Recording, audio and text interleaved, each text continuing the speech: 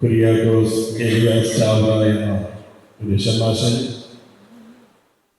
തിരുപ്പട്ടം സ്വീകരിക്കുന്നതിൻ്റെ ഓർമ്മകൾ നമുക്ക് നമ്മുടെ മനസ്സിലേക്ക് ഒന്ന് കൊണ്ടുവരാം. 16-ാം സങ്കീർത്തനത്തിലെ 5-ാമത്തെ തിരുവചനം, കർത്താവാണ് എൻ്റെ ഓഹരിയും പാനപാത്രവും. തൻ്റെ പൗരോഹിത്യത്തിൻ്റെ ആപ്തവാക്യമായി സ്വീകരിച്ച് കർത്താവിൻ്റെ ആത്മാവിനാൽ നിറഞ്ഞ് ദരിദ്രരെ സുവിശേഷം അറിയിക്കുവാനും അന്ധർക്ക് കാഴ്ചയും ബന്ധിതർക്ക് മോചനവും ചെകിടർക്ക് കേൾവിയും കർത്താവിൻ്റെ തിരഞ്ഞെടുക്കപ്പെട്ട മക്കൾക്ക് സ്വീകാര്യമായ സ്വർഗരാജ്യവും പ്രഖ്യാപിക്കാൻ കർത്താവിന്റെ പരിശുദ്ധാത്മാവിനാൽ അഭിഷിക്തനായ ആ ഒരു കുഞ്ഞു വൈദികനിലൂടെ 2 നൂറ്റാണ്ടുകൊണ്ട് ഈ കേരള സഭയിലും ഭാരത സഭയിലും സംഭവിച്ച മനുഷ്യ നിർമ്മിതികൾക്ക് അസാധ്യമായ ദൈവിക പ്രവൃത്തികളുടെ ഓർമ്മകളെയാണ് നമ്മൾ ഇത് പ്രാർത്ഥനയാക്കുന്നത്.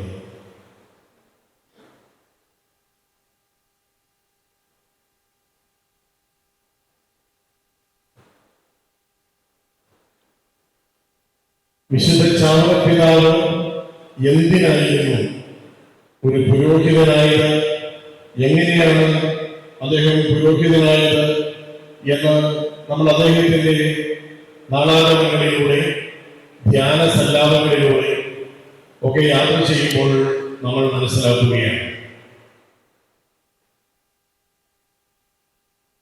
കത്തോലിക്ക സഭയിൽ ഒരു വ്യക്തി പുരോഹിതനായി വേർതിരിക്കപ്പെട്ട് ഉയർത്തപ്പെട്ട് പൗത്രീകരിക്കപ്പെട്ട് അഭിഷിക്തനാകുന്നത് ക്രിസ്തുവിന്റെ സുവിശേഷം പഠിപ്പിക്കുവാനും ക്രിസ്തു തന്റെ അജഗണങ്ങളെ നയിച്ചതുപോലെ തന്നെ ഭരണമേൽപ്പിക്കുന്നവരെ നയിക്കുവാനും ക്രിസ്തുവിന് വേണ്ടി തന്റെ ദൈവജനത്തെ വിശുദ്ധീകരിക്കുവാനും വേണ്ടിയാണ് എന്ന് ഇന്നോളമുള്ള പൗരോഹിത്യ അനുഭവങ്ങളിലൂടെ സഭയ്ക്കും സഭാമക്കൾക്കും ബോധ്യപ്പെട്ടിട്ടുണ്ട്.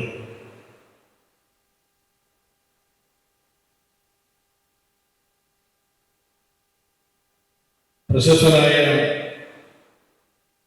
Philippines archbishop doctor Socrates P Villegas അദ്ദേഹം പൗരോഹിത്യത്തെ വിളിക്കുന്നത്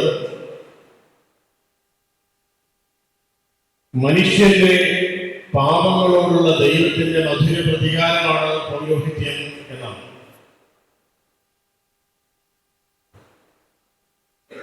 ദൈവം മനുഷ്യനോട് സ്നേഹം കൊണ്ട് പ്രതികാരം ചെയ്യുകയാണ്, പ്രതിക്രിയ ചെയ്യുകയാണ്. ഇതിന് മനുഷ്യൻ ദൈവത്തോട് ചെയ്ത പാപങ്ങൾക്ക് പരിഹാരമായി. അതുകൊണ്ട് തന്നെ ഒരു പുരോഹിതന്റെ നിയോഗം എന്താണ് എന്ന് അദ്ദേഹം സൂചിപ്പിക്കുകയാണ്. നമ്മളെല്ലാം ചന്ദനമരം കണ്ടിട്ടുണ്ട്. ചന്ദനമരം സുഗന്ധം പരത്തുന്ന മരമാണ്. അതിന്റെ തടിയും അതിന്റെ തൊലിയും കമ്പുകളുമെല്ലാം കാലങ്ങളിലേക്ക് അനിർവചനീയമായ സുഗന്ധം പ്രസരിപ്പിക്കുന്ന ഒരു മരമാണ്. ഈ ചന്ദനമരം വെട്ടിയെടുക്കുമ്പോൾ തന്നെ വെട്ടിമുറിക്കുന്ന ആ മഴുവിനോട് ചന്ദനമരം എന്താണോ ചെയ്തത്, അതാണ് ക്രിസ്തു ഈ ലോകത്തോട് ചെയ്തത് എന്ന് നമ്മൾ മനസ്സിലാക്കുന്നത് ക്രിസ്തീയ പൗരോഹിത്യത്തിലൂടെ. മഴു എന്താണ് ചന്ദനമരത്തോട് ചെയ്തത്, അതാണ് ഈ ലോകവും മനുഷ്യരും ക്രിസ്തുവിനോട് ദൈവത്തോട് ചെയ്തത് എങ്കിൽ ചന്ദനമരം മഴുവിനെ കൊടുത്തതെന്താണ്, അതാണ് ക്രിസ്തു തന്റെ മുറിവുകളിലൂടെ തന്നെ ഉൾപ്പെടുത്തിയതിലൂടെ ഈ ലോകത്തിലേക്ക് പകർന്നു കൊടുത്തത് വിശുദ്ധിയുടെയും വിശുദ്ധീകരണത്തിന്റെയും നിലയ്ക്കാത്ത സുഗന്ധങ്ങളുടെ നീരൊഴുക്കാണ്. ഒരു പുരോഗതിയിലൂടെ ഈ ചന്ദനമരം മഴുവിന് കൊടുത്ത മുറിവിടങ്ങളിലെ മുറിവുണക്കുന്ന സുഗന്ധം തന്നെയാണ്. അത്തരത്തിൽ കേരള സഭയാകമാനം, ഭാരത സഭയാകമാനം, സുറിയാനി കത്തോലിക്ക സഭയിലൂടെ പടർന്നൊഴുകിയ ഒരു ചന്ദന ഗന്ധമാണ് വിശുദ്ധ ചാവറപ്പിതാവ്.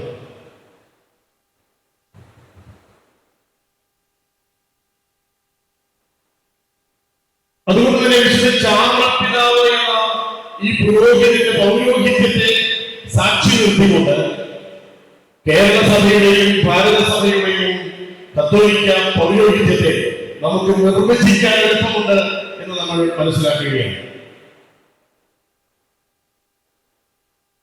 ഒരു പുരോഹിതൻ അനേകരുടെ നിലവിളിക്കുള്ള കർത്താവിന്റെ മറുപടിയാണ് എന്ന് സുവിശേഷ പശ്ചാത്തലമായി ഓർമ്മിപ്പിക്കുന്നു. എന്നാൽ അഭിഷേകം ചെയ്യപ്പെടുന്ന എല്ലാ പുരോഹിതരും ഈ ഒരു നിയോഗം തന്റെ ജീവിതാവസ്ഥയിൽ നിറവേറ്റുവാൻ പരിമിതികൾ നേരിടുന്നു എന്ന് ചാവറപ്പിതാവ് തിരിച്ചറിയുമ്പോൾ അദ്ദേഹം പുരോഹിതർക്ക് കൊടുക്കുന്ന ഉപദേശത്തിൽ അദ്ദേഹം പറയുകയാണ്, പുറപ്പാടിന്റെ പുസ്തകത്തിൽ നമ്മൾ സീനായി മാമലയിൽ പ്രത്യക്ഷപ്പെട്ട ദൈവത്തെ കാണുന്നുണ്ട്. എന്നാൽ പുറപ്പാടിന്റെ പുസ്തകത്തിൽ നിന്ന് ഒരു ദൈവം മധുബഹയിൽ പ്രത്യക്ഷപ്പെടുകയാണ് ഒരു പുരോഹിതന്റെ വിശുദ്ധ കുർബാനയിലൂടെ എന്ന് ചാവറപ്പിതാവ് പറയുകയാണ്.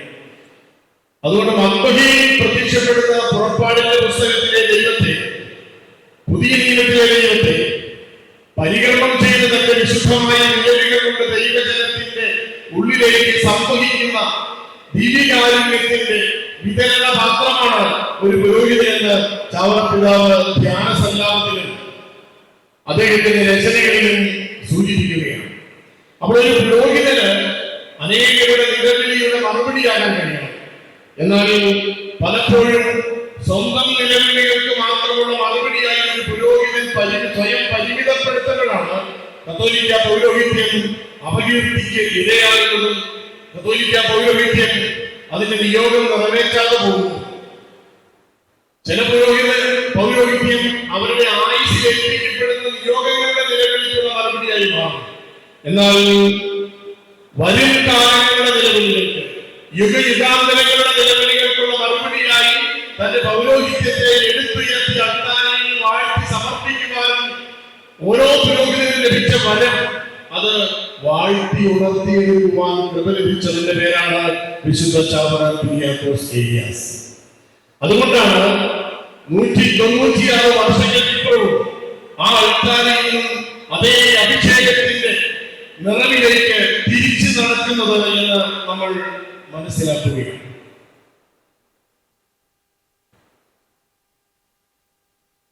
വിശുദ്ധ ചാവറപ്പിതാവിന്റെ ഈ ഒരു ദൗത്യം ഇന്ന് ഇവിടെ സന്നിഹിതരായിരിക്കുന്ന എല്ലാ ദൈവജനത്തിന്റെയും അനുദിന വിശ്വാസ പ്രാർത്ഥനയുടെ ഭാഗമായി മാറും. കാരണം ഇന്ന് കത്തോലിക്ക സഭ ആഗ്രഹിക്കുന്നത് വിശുദ്ധ ചാവറപ്പിതാവിനെ പോലെയുള്ള ദർശനപരമുള്ള, കാണുന്നവർക്ക് ദർശന വീടാണ് എന്ന് തോന്നുന്ന വിധം വിശ്വാസവും പൗരോഹിത്യവും വിശുദ്ധിയോടെ ജീവിക്കുന്ന വൈദികരെയാണ്, പുരോഹിതരെയാണ്. നമുക്കറിയാം, നമ്മുടെ സഭയുടെ പൗരോഹിത്യത്തിന്റെ ചരിത്രം എടുത്താൽ അഭിഷേകം ചെയ്ത് അരനാഴികയ്ക്കപ്പുറത്ത് അഭിഷേകത്തിന്റെ കൃപ നഷ്ടപ്പെടുത്തുന്നവരുണ്ട്. അല്പ ദിവസം മാത്രം പുരോഹിതരായിരിക്കുവാനായിട്ട് സാധിക്കുന്നവരുണ്ട്. ഒരായുസ് അല്പകാലം, ആയുസിലെ അല്പകാലം മാത്രം ഈ പൗരോഹിത്യത്തിനുള്ളിൽ നിലനിർത്താൻ കൃപ സൂക്ഷിക്കുന്നവരുണ്ട്. അല്ലാത്തവര് പലർക്കും ഈ കൃപ നഷ്ടപ്പെട്ടു പോവുകയാണ്. ചിലരുടെ ഉള്ളിൽ നിന്ന് ഈ പൗരോഹിത്യത്തിന്റെ കൃപ ഇറങ്ങിപ്പോയാലും ഈ ഉടുപ്പും തൂക്കി ഇങ്ങനെ നടന്നു പോകുമ്പോൾ സഭയുടെ പൗരോഹിത്യത്തിന്റെ ചൈതന്യം വിശുദ്ധ ചാവറപ്പിതാവിനുള്ളിൽ അദ്ദേഹം പൗരോഹിത്യത്തിലേക്ക് കടന്നു വന്നപ്പോൾ അദ്ദേഹത്തിന്റെ ഇരുകരങ്ങളിലും കൈകോർത്ത് പിടിച്ച അൾത്താരകളിൽ അദ്ദേഹത്തെ നയിച്ച പാലക്കലിൽ തോമാമൽപ്പാന്റെയും പോരുക്കൽ തോമാമൽപ്പാന്റെയും പൗരോഹിത്യ ജീവിതത്തിന്റെ സവിശേഷതയെയും അദ്ദേഹം പകർന്നു നൽകിയത് കേരള കത്തോലിക്ക സഭയ്ക്കാണ്, സുറിയാനി സഭയ്ക്കാണെങ്കിൽ ആ സുറിയാനി സഭയിൽ നിന്നും കത്തോലിക്ക സഭയിൽ നിന്നും യുഗാന്തരങ്ങളിലേക്ക് ദൈവം കൊടുത്തിരിക്കുന്ന പൗരോഹിത്യത്തിന്റെ വിളക്കുകൾ ഇനിയും ഈ പാദത്തിന്റെ നേരെ വിട്ടുവെച്ച് തെളിയേണ്ടതുണ്ട് എന്ന് നമ്മൾ മനസ്സിലാക്കുകയാണ്. അതുകൊണ്ട് പൗരോഹിത്യം ഊർന്നു പോയിട്ടും ഉടുപ്പിട്ട് മാത്രം നടക്കുന്ന പുരോഹിത വ്യക്തിത്വങ്ങൾക്കപ്പുറത്ത് ഉള്ളി സീനായി മലയിൽ ജ്വലിച്ചു എന്ന കത്തിച്ചൊലിച്ചിട്ട് എരിഞ്ഞടങ്ങാത്ത പരിശുദ്ധാത്മാവിന്റെ തീക്കരയിലെ ഓരോ ദിവസവും അൾത്താരിൽ ഊതി ചുലിപ്പിച്ചുണർത്തുന്ന ക്രിസ്തുവിന്റെ പൗരോഹിത്യത്തിന്റെ ജീവിക്കുന്ന സാക്ഷികളെ ഇന്ന് സഭ കൊടുക്കുകയാണ്. അതുകൊണ്ട് വിശുദ്ധ ചാവറപ്പിതാവിനെ ഈ പൗരോഹിത്യ സ്വീകരണത്തിന്റെ ഓർമ്മ നമ്മൾ ആചരിക്കുമ്പോൾ ചാവറപ്പിതാവിലൂടെ നമുക്ക് കത്തോലിക്ക പൗരോഹിത്യത്തിലേക്ക് ധ്യാനപൂർവ്വം യാത്ര ചെയ്യാം. ചാവറപ്പിതാവിനെ സെമിനാരിയിൽ ചേർന്ന സമയം മുതൽ കോളറ വന്ന മാതാപിതാക്കളും സഹോദരികളും മരണപ്പെട്ട അനാഥത്വത്തിന്റെ ദുർഭഗമായ ഇരുണ്ട ഇടനാഴികളിലൂടെ ഒറ്റയ്ക്ക് ജീവിതം തള്ളി നീക്കിയ നിമിഷങ്ങളിലൂടെ അദ്ദേഹത്തിന്റെ പരിശീലനകാലത്ത് അദ്ദേഹത്തെ അൾത്താരയിലേക്ക് എത്തിച്ച് പൗരോഹിത്യത്തിന്റെ വിശുദ്ധമായ അനുഭവം ഈ അൾത്താരയിൽ നിന്ന് ഏറ്റുവാങ്ങി അദ്ദേഹം ഈ ലോകത്തിൽ ക്രിസ്തുവിന് അതുല്യമായി സാക്ഷ്യം നൽകുന്ന കാലം മുഴുവൻ അദ്ദേഹം താൻ സ്ഥാപിച്ച കർമ്മലിത്ത സന്യാസിനി സഭയുടെ മക്കളോട് നിരന്തരം അദ്ദേഹം ധ്യാനസല്ലാപത്തിലൂടെയും നാടാഗമങ്ങളിലൂടെയും അദ്ദേഹത്തിന്റെ കത്തുകളിലൂടെയും ഒക്കെ അദ്ദേഹം അറിയിച്ചിരുന്നത് ഒരു പുരോഹിതന്റെ അടിസ്ഥാന നിയോഗം വിശുദ്ധ കുർബാനയോടുള്ള സ്നേഹം ആഘോഷിക്കാനുള്ള നിയോഗമാണ്, വിശുദ്ധ കുർബാന പരികർമ്മം ചെയ്യാനുള്ള നിയോഗമാണ്. അതുകൊണ്ടാണ് അദ്ദേഹം ദിവ്യകാരുണ്യ ആരാധന, ദിവ്യകാരുണ്യം എന്ന മഹാ അത്ഭുതം, ദിവ്യകാരുണ്യ മഹത്വം അത് അദ്ദേഹത്തിന് പൗരോഹിത്യത്തിന്റെ പരസ്യ പ്രകടനത്തിനുള്ള ഏറ്റവും ലളിതമായ മാർഗമായി മാറിയത്. അതുകൊണ്ടാണ് അദ്ദേഹം ദിവ്യകാരുണ്യത്തിന് മുമ്പിലെത്തുമ്പോൾ വലിയ പ്രയോജനത്തെ ആർക്കും കാണാൻ കഴിയുന്നില്ല എന്ന നിരീക്ഷണങ്ങൾ ലിയോപോൾഡ് ഉൾപ്പെടെയുള്ള കുറിപ്പുകളിൽ നമ്മൾ കാണുന്നത് ദിവ്യകാരുണ്യത്തിന് മുമ്പിലെത്തുമ്പോൾ വലിയ പ്രയോജനത്തെ കാണാനില്ല. അദ്ദേഹം എവിടെ പോയി? അദ്ദേഹമില്ല, അദ്ദേഹമല്ല, പിന്നെ ആരാണ്? ദിവ്യകാരുണ്യമാണ്. ദിവ്യകാരുണ്യത്തിന് മുമ്പിൽ സ്വയം മറക്കുകയാണ്. ദിവ്യകാരുണ്യം തന്നെ സ്നേഹപൂർവ്വം മാടി വിളിക്കുകയാണ് എന്ന് ചാവറപ്പിതാവിന് തോന്നുകയാണ്. അവിടെ അദ്ദേഹം ഒരു കുഞ്ഞു പൈതലായി മാറുന്നു, ദിവ്യകാരുണ്യം അദ്ദേഹത്തിന്റെ അപ്പനായി മാറുന്നു. അതുകൊണ്ടാണ് അപ്പായെന്നല്ലാതെ അങ്ങയെ വിളിക്കുവാൻ ഇപ്പോഴും എന്റെ മനസ്സ്, എന്റെ ഹൃദയം അനുവദിക്കുന്നില്ല എന്ന് ചാവറപ്പിതാവ് ദിവ്യകാരുണ്യത്തിന്റെ തിരുമുമ്പിലിരുന്ന് വാഴ്ത്തി സ്തുതിച്ച് തന്റെ ജീവിതത്തെ അദ്ദേഹം അർത്ഥപൂർണമാക്കുകയാണ്. അദ്ദേഹത്തിന്റെ ജീവിതം നമ്മളോട് പറയുകയാണ്, ഒരു പുരോഹിതൻ വീണ്ടും പുരോഹിതനായി കൊണ്ടേയിരിക്കണം. ഒരു പുരോഹിതൻ വീണ്ടും പുരോഹിതനാകുവാനായി വിശുദ്ധ ചാവറപ്പിതാവ് തന്റെ സഭയിലെ സമർപ്പിതരായ മക്കളോട് പറയുന്ന പ്രധാനപ്പെട്ട ഒരു നിർദ്ദേശം നിരന്തരം ദിവ്യകാരുണ്യം ധ്യാനിക്കുക എന്നതാണ്. അങ്ങനെ ദിവ്യകാരുണ്യം ധ്യാനിക്കുന്ന ഒരു പുരോഹിതനെ എന്താണ് സംഭവിക്കുന്നത്? ദിവ്യകാരുണ്യം ധ്യാനിക്കുന്ന ഒരു പുരോഹിതൻ തന്റെ ജീവിതം ക്രിസ്തുവിന് നൽകിയിട്ട് ക്രിസ്തുവിനെ തന്റെ ജീവിതത്തിലേക്ക് സ്വന്തം ജീവന്റെ വിലയായി വാങ്ങുകയാണ്. അതാണ് പൗരോഹിത്യമെന്ന് ചാവറപ്പിതാവ് ധ്യാന സല്ലാപങ്ങളിലൂടെ നമ്മെ ഓർമ്മപ്പെടുത്തുകയാണ്. സ്വന്തം ജീവിതം ക്രിസ്തുവിന് കൊടുക്കുകയാണ്, എന്നിട്ട് അതിന്റെ വിലയായി ക്രിസ്തുവിന്റെ ജീവിതം സ്വന്തം ജീവിതത്തിലേക്ക് ഏറ്റുവാങ്ങി അത് ഈ ലോകത്തിന് മുമ്പിൽ വിതരണം ചെയ്യുകയാണ് ദിവ്യകാരുണ്യമായി. അതാണ് വിശുദ്ധ ചാവറപ്പിതാവ് കർത്താവാണ് എന്റെ ഓഹരി എന്ന അദ്ദേഹത്തിന്റെ ആപ്തവാക്യത്തിലൂടെ ഏറ്റുവാങ്ങുന്നത്. കർത്താവാണ് എന്റെ ഓഹരി, ഞാനില്ല. എന്റെ ആസ്തി മുഴുവൻ ഞാൻ എന്റെ കർത്താവിന് കൊടുത്തിട്ട് കർത്താവിനെ ഞാൻ എന്റെ ഓഹരിയായിട്ട് സ്വീകരിക്കുകയാണ്. അതാണ് കത്തോലിക്ക പൗരോഹിത്യത്തിന്റെ അടിസ്ഥാന ദർശനമെന്ന് വിശുദ്ധ ചാവറപ്പിതാവ് നമ്മെ ഓർമ്മിപ്പിക്കുന്നു. അദ്ദേഹത്തിന്റെ ധ്യാന സല്ലാപങ്ങൾ ദിവ്യകാരുണ്യ സാന്നിധ്യത്തിൽ ഊർന്നു വീണ വചന മനനങ്ങളാണ് എന്ന് അത് പഠിച്ചവർക്കും മനസ്സിലാക്കിയവർക്കും തിരിച്ചറിയാൻ കഴിയും എന്ന് നമ്മൾ അറിയുക. അൾത്താരയിൽ നിന്നുള്ള ദിവ്യകാരുണ്യത്തിന്റെ വിളി അനുദിനം കേൾക്കുവാൻ പരിശുദ്ധ കുർബാന പരികരണം ചെയ്യുന്ന പുരോഹിതനും അദ്ദേഹത്തിന്റെ വിശുദ്ധ കുർബാന പരികരണത്തിലുള്ള ദിവ്യകാരുണ്യ അനുഭവത്തിലേക്ക് കടന്നു വരുവാൻ വിളി ലഭിക്കുന്ന ഓരോ വിശ്വാസിക്കും ഒരു ദൗത്യമുണ്ട്. ഈ കൂദാശയെ പൗരോഹിത്യത്തിലൂടെ ദൈവജനത്തിന് നൽകപ്പെടുന്ന ദിവ്യകാരുണ്യമെന്ന ഈ കൂദാശയെ ഉപരിവണക്കത്തിലേക്ക് ഉണർത്തണമെങ്കിൽ, ഉയർത്തണമെങ്കിൽ ഓരോ പുരോഹിതനും ഓരോ നിമിഷവും ഭയഭക്തി വണക്കവും തീക്ഷ്ണതയും വേണമെന്ന് അദ്ദേഹം ധ്യാനസല്ലാപത്തിൽ നമ്മെ ഓർമ്മിപ്പിക്കുകയാണ്. ദൈവവിളിയിന്മേലുള്ള ധ്യാനം അദ്ദേഹം പറയുകയാണ്. ഓരോ പുരോഹിതനും ഓരോ വിശ്വാസിയും സമർപ്പിതയും അവരവർക്ക് ലഭിച്ച കുടുംബജീവിതത്തിലേക്കുള്ള ദൈവവിളി, സന്യാസ ജീവിതത്തിലേക്കുള്ള ദൈവവിളി, പൗരോഹിത്യത്തിലേക്കുള്ള ദൈവവിളി, ദൈവവിളിയിന്മേൽ നിരന്തരം ധ്യാനം വേണം എന്ന് അദ്ദേഹം ആവശ്യപ്പെടുകയാണ്. ദൈവ മനോഗുണങ്ങളെ ധ്യാനിക്കണം. ദൈവത്തിന്റെ മനസ്സ്, ദൈവത്തിന്റെ വിശുദ്ധ മൂല്യങ്ങളിൽ ഓരോ സമർപ്പിതനും പുരോഹിതനും ധ്യാനിക്കണമെന്ന് പറയുകയാണ്. ഒപ്പം ചാവുദോഷത്തിന്മേൽ ധ്യാനിക്കണം. രണ്ടച്ഛന്മാരുടെ വില എന്നതിൽ ധ്യാനിക്കണം. ഭയഭക്തിയില്ലാത്ത പട്ടസുഖക്കാരന്റെ മരണത്തെ ധ്യാനിക്കണം. ചാവറപ്പിതാവ് ധ്യാനസല്ലാപങ്ങളിൽ നമ്മെ ഓർമ്മിപ്പിക്കുകയാണ്. അപ്പോൾ ഒരു കത്തോലിക്ക പുരോഹിതന്റെ ദൗത്യം എന്ന് പറയുന്നത് ദിവ്യകാരുണ്യത്തിൽ നിരന്തരം ഇല്ലാതെയാകുവാനുള്ള വിളി ഏറ്റെടുക്കാനുള്ള ദൗത്യമാണ്. അതുകൊണ്ടാണ് നഷ്ടമായി പോയ ഒരജങ്ങളെ തേടുന്ന സൃഷ്ടികർത്താവിനെ കാണാനാണ്. ദിവ്യകാരുണ്യത്തിലേക്ക് എന്തിനാണ് നോക്കുന്നത്?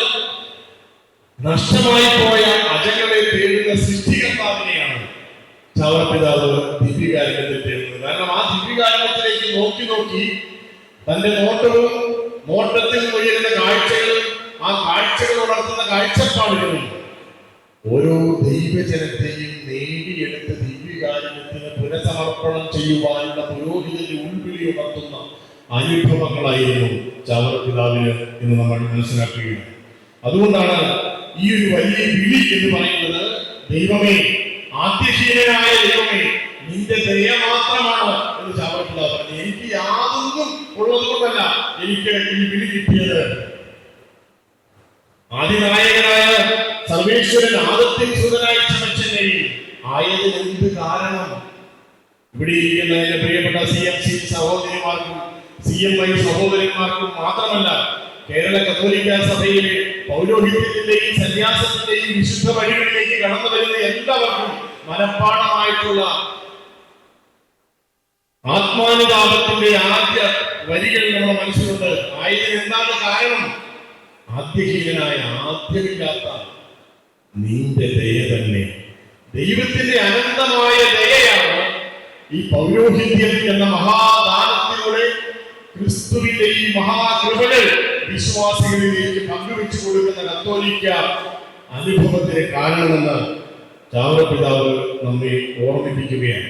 അദ്ദേഹത്തിന്റെ പൗരോഹിത്യത്തിന്റെ വിജയം നമ്മൾ അറിയുന്നത് 65-ാമത്തെ വയസ്സിൽ അദ്ദേഹം 66-ാമത്തെ വയസ്സിൽ അദ്ദേഹം ഈ ലോകത്തോട് യാത്ര പറയാനുള്ള ഒരുക്കത്തിൽ അദ്ദേഹം മക്കളോട് പറയുകയാണ്, മാമോദീസായി എനിക്ക് ലഭിച്ച വരപ്രസാദം ഞാൻ ഒരിക്കലും നഷ്ടപ്പെടുത്തിയിട്ടില്ല എന്ന് പറയുകയാണ്.